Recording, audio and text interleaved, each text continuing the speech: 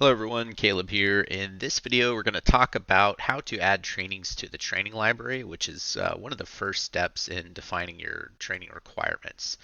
So what we're going to do is we're going to come over here to Competence and Training, and we're going to go to the training library.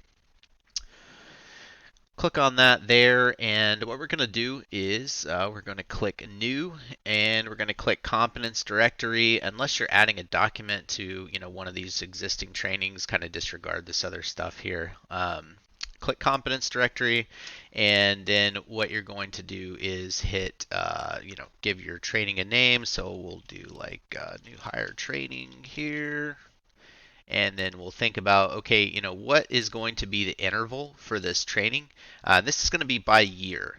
So if, let's say it's something that, you're like, oh, they only need to take that one time, but they do need to take it, it's never going to expire. So in this case, we would enter 0 here.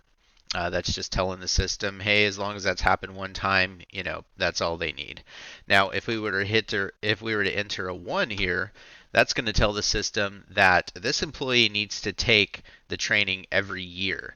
So the report will run. It'll look at the first time the employee has taken the training in the competence records, and then once it gets to that year mark, it's going to start alerting you, up to 30 days in advance. So if you were to hit a 2 here, then that would mean that the employee needs to retake that training every 2 years.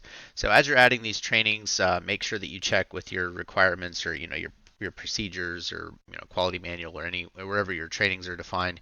Make sure that whatever you're entering in lines up with that. Another thing to consider is historical data.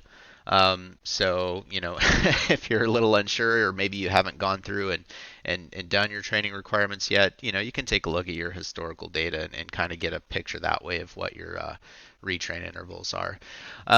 If you need to remove any of these, we don't recommend that you do that. What we recommend is just adding maybe an obsolete to the title. So we would come in here and we would say maybe CPA here. So let's go ahead and let's go to, there's multiple ways to do this, but you can click details here.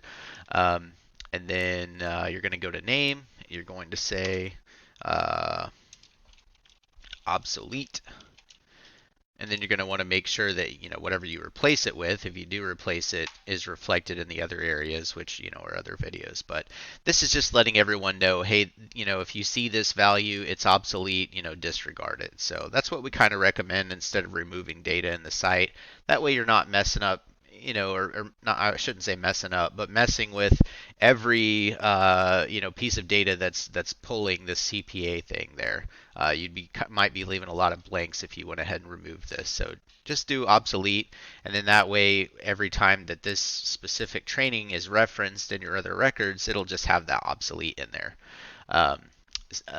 So let's say you make a mistake and you want to remove one, you can just highlight and then hit delete, that kind of thing. It's pretty standard to SharePoint.